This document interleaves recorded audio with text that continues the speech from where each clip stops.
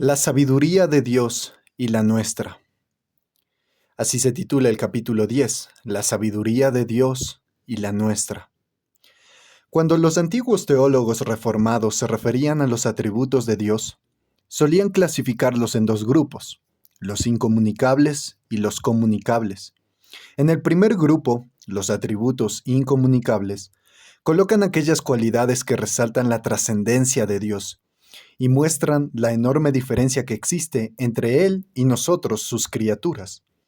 Comúnmente la lista era la siguiente: la independencia de Dios, o su autoexistencia autónoma y su autosuficiencia, su inmutabilidad, o que Él es enteramente libre de cambio, lo cual conduce a un proceder completamente invariable, su infinitud, o que Él es libre de toda limitación de tiempo y espacio, es decir, su eternidad y su omnipresencia, y su simplicidad, el hecho de que en Él no hay elementos que puedan entrar en conflicto, de manera que a diferencia de nosotros no puede verse en conflicto entre deseos y pensamientos divergentes. Los teólogos llamaban incomunicables a estas cualidades porque son características únicas de Dios. El hombre, justamente por ser hombre y no Dios, no comparte ni puede compartir ninguna de ellas.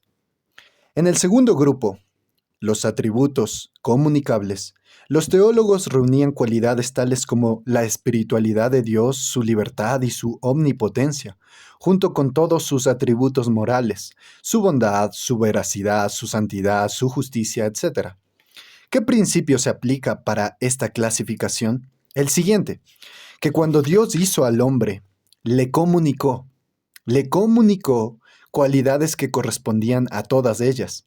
Esto es lo que quiere decir la Biblia en Génesis 1:26 cuando afirma que Dios hizo al hombre a su imagen y semejanza, a saber, que Dios hizo al hombre como ser espiritual libre, como agente moral responsable con facultades de elección y acción, capaz de tener comunión con Dios y de responder a Él, y por naturaleza bueno, veraz, santo y recto, como dice Eclesiastés 7:29. En una palabra, piadoso. Las cualidades morales que pertenecían a la imagen divina fueron perdidas en el momento de la caída. La imagen de Dios en el hombre ahora ha sido desfigurada universalmente, por cuanto toda la humanidad de un modo u otro ha caído en la impiedad. Pero la Biblia nos dice que ahora, en cumplimiento de su plan de redención, Dios obra en los creyentes con el fin de reparar esa imagen arruinada, renovando en ellos estas cualidades. Esto es lo que quiere decir la Escritura cuando afirma que los cristianos están siendo renovados a la imagen de Cristo y de Dios, a la imagen de Cristo y de Dios. Entre estos atributos comunicables, los teólogos ubican a la sabiduría. Además de ser Él mismo sabio, Dios también imparte sabiduría a sus criaturas. La Biblia tiene mucho que decir sobre el regalo divino de la sabiduría. De hecho, los primeros 9 capítulos de Proverbios son una sola y sostenida exhortación a buscar este regalo. Como dice Proverbios 4:7, la sabiduría es lo primero, adquiere sabiduría. Por sobre todas las cosas, adquiere discernimiento. Aférrate a la instrucción, no la dejes de escapar. Cuídala bien, que ella es tu vida. Se personifica a la sabiduría y se le hace defender su propia causa. Como dice Proverbios 8:34, dichosos los que me escuchan, y a mis puertas están atentos cada día, esperando a la entrada de mi casa. En verdad, quien me encuentra halla la vida y recibe el favor del Señor. Quien me rechaza se perjudica a sí mismo. Quien me aborrece ama la muerte. Esto es lo que dice la sabiduría personificada. Como anfitriona, la sabiduría convoca a los necesitados a su banquete. Vengan conmigo los inexpertos, dice a los faltos de juicio. Proverbios 9:4. El énfasis se coloca en la disposición de Dios que da la sabiduría, representada como la disposición de la sabiduría a darse a sí misma, a todos los que desean el regalo y dan los pasos necesarios para obtenerlo. En el Nuevo Testamento, la sabiduría recibe un énfasis similar. Se requiere que los cristianos adquieran sabiduría, como dice Efesios 5:15 al 17. Tengan cuidado de su manera de vivir. No vivan como necios, sino como sabios. No sean insensatos, sino entiendan cuál es la voluntad del Señor. Compórtense sabiamente con los que no creen en Cristo, dice Colosenses 4:5. Y también en Colosenses 1:9 se ofrece oración para que les sea suministrada sabiduría. Pedimos que Dios les haga conocer plenamente su voluntad con toda sabiduría. Santiago hace en nombre de Dios una promesa. Si a alguno de ustedes le falta sabiduría, pídasela a Dios y Él se la dará. Santiago 1:5. Ahora, ¿dónde podemos encontrar sabiduría? ¿Qué pasos debe dar una persona para obtener este don? Según la Escritura, hay dos requisitos previos. Dos requisitos previos. El primer requisito es que debemos aprender a reverenciar a Dios. Debemos aprender a reverenciar a Dios. Así es como le evidencia algunos salmos, el libro de Proverbios y también Job. El principio de la sabiduría es el temor del Señor. No podemos hacer no podemos hacer nuestra la sabiduría divina sin antes habernos hecho humildes, enseñables, en actitud de reverencia ante la santidad y la soberanía de Dios, el Señor, Dios del cielo, grande y temible, reconociendo nuestra propia pequeñez, desconfiando de nuestros propios pensamientos y dispuestos a que nuestra mente experimente un cambio completo. Debemos temer que muchos cristianos viven con muy poca humildad y demasiado orgullo como para obtener alguna vez sabiduría de Dios.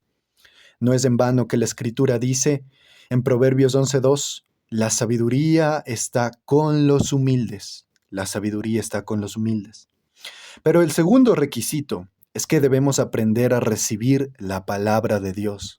Debemos aprender a recibir la palabra de Dios. La sabiduría es forjada divinamente en quienes se dedican a estudiar la revelación de Dios y solo en ellos. Tus mandamientos me hacen más sabio que mis enemigos, dijo el salmista, porque me pertenecen para siempre. Tengo más discernimiento que todos mis maestros.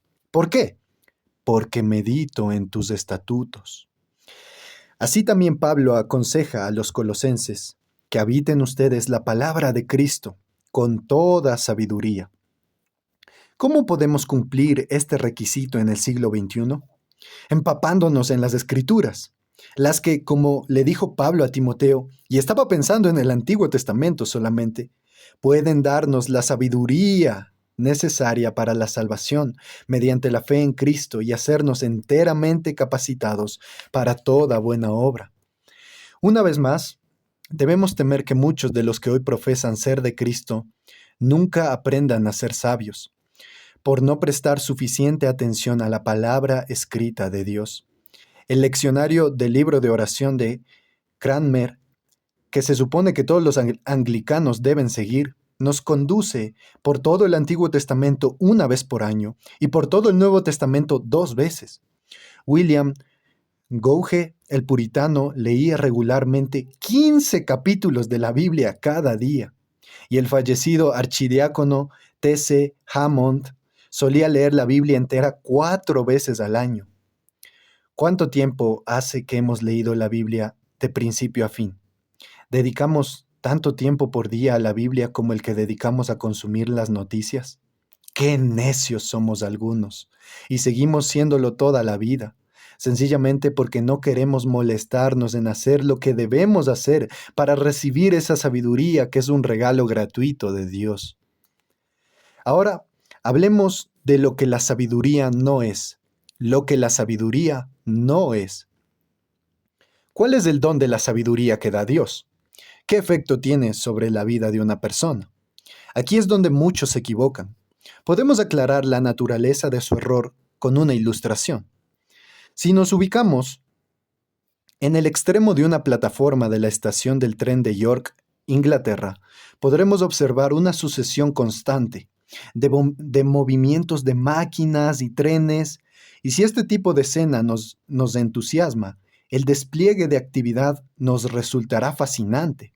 Obtendremos una idea muy vaga y general del plan total que determina todos los movimientos que vemos. es decir, el esquema operacional bosquejado en una planilla de horarios y las modificaciones hechas minuto a minuto, si se da el caso, según se desarrolla el movimiento de los trenes en la práctica.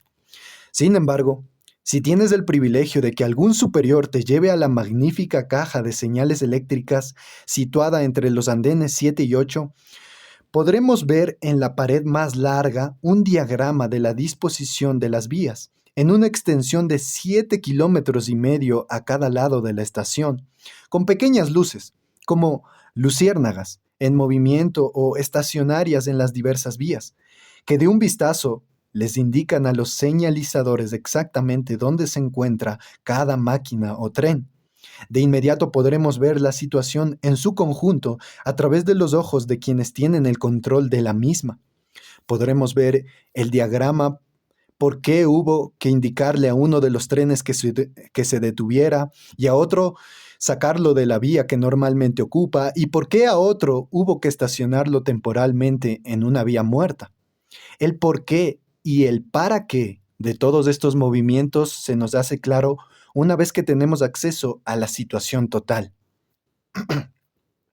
Ahora bien, el error que se comete diariamente es el de suponer que esto constituye una ilustración de lo que hace Dios cuando concede sabiduría. Suponer, en otras palabras, que el regalo de la sabiduría consiste en una visión más profunda del significado y el propósito providencial de los acontecimientos que se desenvuelven alrededor de nosotros. En una capacidad para comprender por qué Dios hizo lo que hizo en algún caso particular y en lo que hará a continuación. La gente piensa que si realmente anduviera cerca de Dios, de modo que Él pudiera impartirles sabiduría libremente, entonces podrían, por así decirlo, ver las cosas como si estuvieran en la cabina de señales.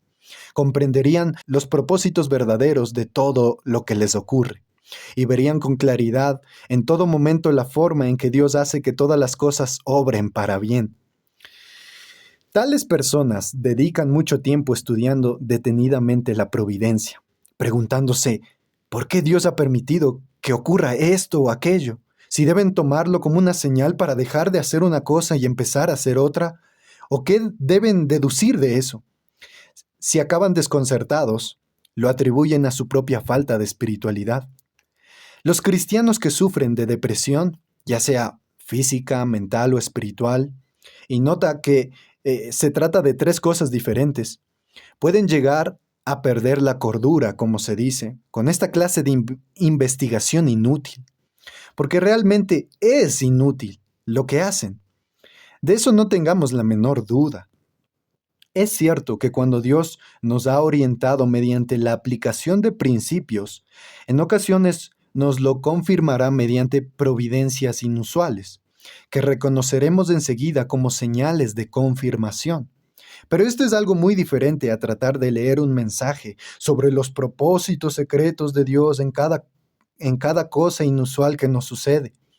Lejos de que el regalo de la sabiduría consista en el poder de hacer eso, presupone en realidad nuestra incapacidad consciente para hacerlo, como veremos dentro de un momento. Se necesita realismo. Volvemos a la pregunta, entonces, ¿qué significa el regalo de la sabiduría que nos da Dios? ¿Qué clase de regalo es? Si se permite otra ilustración de transporte, es como si te enseñaran a conducir. Lo que importa en la conducción es la velocidad, la capacidad de reacción ante una situación y la solidez de tu juicio sobre el alcance de la misma. No nos preguntamos por qué el camino se vuelve angosto o por qué tiene curvas en un lugar determinado, ni por qué ese camión está estacionado precisamente donde está, ni por qué esa dama o caballero se queda en el centro de la calzada con tanta insistencia. Lo que pensamos es sencillamente cómo obrar acertadamente en la situación concreta tal como se presenta. Obrar acertadamente en la situación concreta tal como se presenta. La sabiduría divina tiene como fin ayudarnos a hacer justamente esto en las situaciones concretas de la vida diaria. Para conducir bien, es preciso estar con los ojos atentos a fin de ver con claridad lo que hay por delante de nosotros. Para vivir sabiamente, tenemos que poseer visión clara y ser realistas, implacablemente realistas. para ver la vida tal como es. La sabiduría nada tiene que ver con las ilusiones cómodas, el sentimentalismo falso, ni el uso de lentes color rosa. Muchos de nosotros vivimos en un mundo de ensueño, con la cabeza en las nubes. No ponemos nuestros pies en la tierra, nunca vemos el mundo y nuestras vidas en él como realmente son.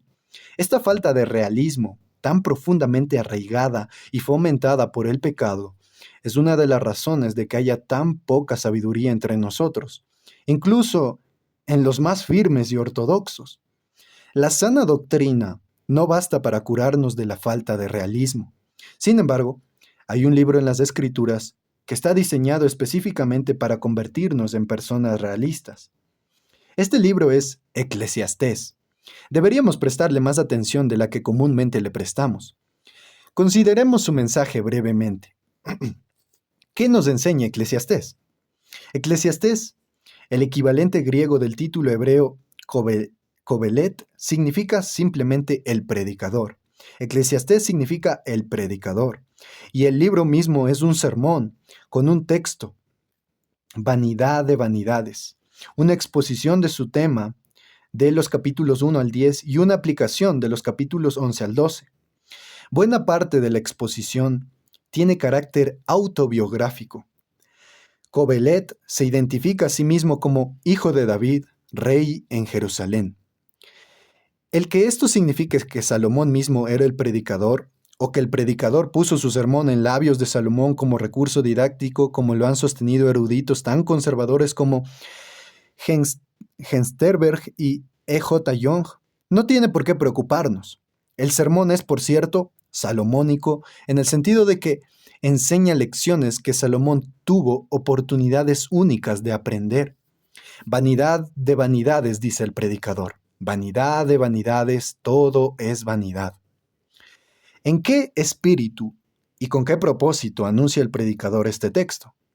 ¿Se trata acaso de la confesión de un cínico amargado, de un viejo hombre de mundo egoísta e insensible que al final de su vida encontró solo una horrible desilusión, como dice J.H. Eliot, y que ahora quiere compartir con nosotros su sentido de la miseria y el malestar de la vida? ¿O habla más bien como un evangelista, que trata de hacer ver al incrédulo la imposibilidad de encontrar la felicidad bajo el cielo lejos de Dios? La respuesta no es ninguna de las dos, si bien la segunda se acerca más a la realidad que la primera.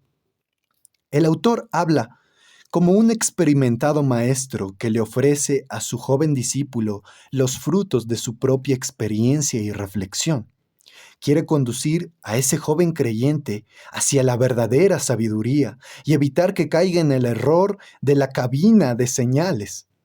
Al parecer, el joven, como muchos desde entonces, se inclinaba a considerar que la sabiduría es sinónimo de amplios conocimientos y a suponer que ésta se adquiere simplemente estudiando libros con intensidad. Está claro que daba por sentado que la sabiduría, cuando la alcanzara, le explicaría el porqué de las diversas modificaciones de Dios en el curso ordinario de la providencia. Lo que el predicador le quiere mostrar es que la verdadera base de la sabiduría está en un franco reconocimiento de que el curso de este mundo es enigmático, que buena parte de lo que ocurre nos resulta a los humanos enteramente inexplicable y que la mayor parte de las cosas que ocurren bajo el cielo no ofrece evidencia externa de que haya un Dios racional y moral por detrás de todas ellas. Como muestra el mismo sermón, el texto tiene la intención de ser una advertencia contra la búsqueda errónea del entendimiento, ya que afirma la conclusión sin esperanza a la que esta búsqueda, si se persigue de forma honesta y realista, debe finalmente conducir. Podemos formular el mensaje del sermón así. Observa, dice el predicador, la clase de mundo en el que vivimos. Quítate las gafas color rosa, limpia tus ojos y echa un vistazo fijo y prolongado. ¿Qué ves? ¿Ves que en el fondo de la vida lo establecen ves que el fondo de la vida lo establecen los ciclos que se repiten de manera aleatoria en la naturaleza? ¿Ves que su régimen está determinado por tiempos y circunstancias sobre los que no tenemos ningún control? ¿Ves que la muerte le llega a todos, tarde o temprano, pero en forma fortuita. Su llegada nada tiene que ver con méritos buenos o malos. Los seres humanos mueren como las bestias, buenos y malos, sabios y necios. ¿Ves que el mal corre rampante? Los malvados prosperan y los buenos no. Al ver todo esto, nos damos cuenta de que Dios obra en formas inescrutables. Por más que queramos entenderlo, no podemos.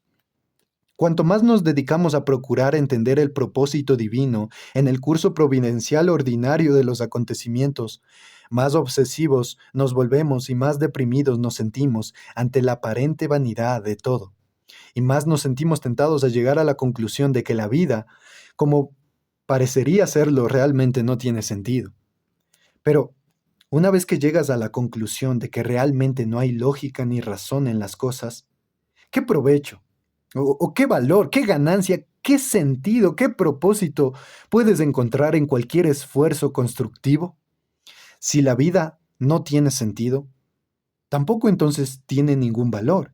Y en ese caso, ¿qué valor puede haber en crear cosas, en emprender un negocio, en hacer dinero, incluso en buscar sabiduría, ya que nada de esto nos resulta provechoso, evidentemente? Lo único que lograremos es que nos envidien. No podemos llevarlo con nosotros, y lo que dejamos probablemente sea mal aprovechado cuando ya no estemos. ¿Qué sentido tiene, por lo tanto, luchar y esforzarse por algo?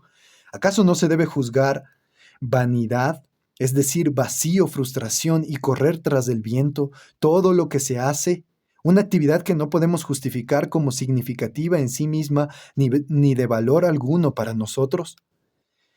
A esta conclusión pesimista, dice el predicador, nos llevará finalmente la expectativa optimista de descubrir el propósito divino en todas las cosas. Y por supuesto tiene razón, porque el mundo en el que vivimos es, de hecho, el tipo de lugar que ha descrito. El Dios que lo gobierna se esconde. Raras son las veces en que parecería que hay un poder racional detrás de todo lo que ocurre. Con mucha frecuencia, lo que no tiene valor sobrevive, mientras que lo que tiene algún valor perece. Sé realista, dice el predicador. Hazle frente a los hechos, mira la vida como en realidad es. No serás realmente sabio hasta que lo hagas. A muchos nos viene bien esta amonestación, porque no solo nos dejamos atrapar por el concepto de la cabina de señales o por una falsa noción de lo que es la sabiduría, sino que pensamos también que en honor a Dios, y también, aun cuando esto no lo digamos en honor a nuestra propia reputación como cristianos espirituales, es necesario que afirmemos que ya estamos, por así decirlo, en la cabina de señales, disfrutando aquí y ahora de información confidencial sobre el porqué y el cómo del obrar de Dios. Esa cómoda actitud de fingimiento se hace parte de nosotros. Estamos seguros de que Dios nos ha permitido comprender sus caminos para nosotros y nuestro círculo, y damos por sentado que seremos capaces de ver de inmediato la razón de todo lo que nos ocurra en el futuro.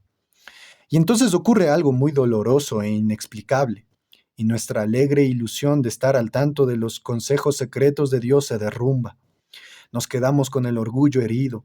Nos parece que Dios nos ha despreciado, y a menos que a esta altura nos arrepintamos y nos humillemos sinceramente por la soberbia que hemos manifestado con anterioridad, toda nuestra vida espiritual siguiente puede quedar afectada. Entre los 7 pecados mortales de la tradición medieval se encontraba la pereza, un estado de tenaz y sombría apatía de espíritu. En los círculos cristianos de nuestros días hay mucho de esto.